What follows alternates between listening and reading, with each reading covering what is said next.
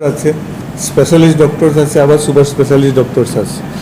তো প্রত্যেককে আলাদা আলাদা করে ডাকিনি। আমাদের এখানে জিএমসি টিচার ফোরাম ছিল, ফোরামকে ডেকেছি, এবং all Tripura government doctors association ছিল।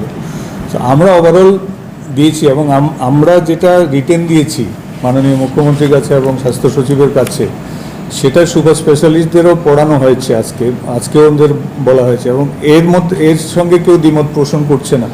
এই পয়েন্টগুলোর সঙ্গে সবাই সহমত পোষণ করছে।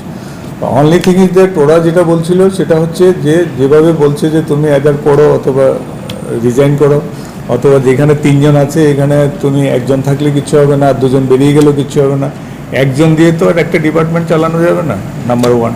নাম্বার 2, এনএমসির একটা মিনিমাম রিকোয়ারমেন্ট আছে, রিকগনিশন বজায় রাখতে হলে আমার মিনিমাম স্ট্রাকচার রাখতে হবে। এখন সবাই যদি এভাবে বেরিয়ে যায়, তাহলে এখন যে সারা ভারতবর্ষে যে সিচুয়েশান, আমাদের 2005 সালে যখন কলেজ শুরু হয়েছিল তখন কিন্তু আমরা সমস্ত ভাড়াটে ফ্যাকাল্টি দিয়ে চালিয়েছিলাম।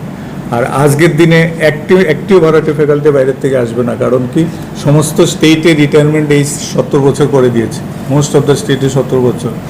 অনেক মেডিকেল কলেজ হয়ে গেছে প্রত্যেকটা স্টেটে।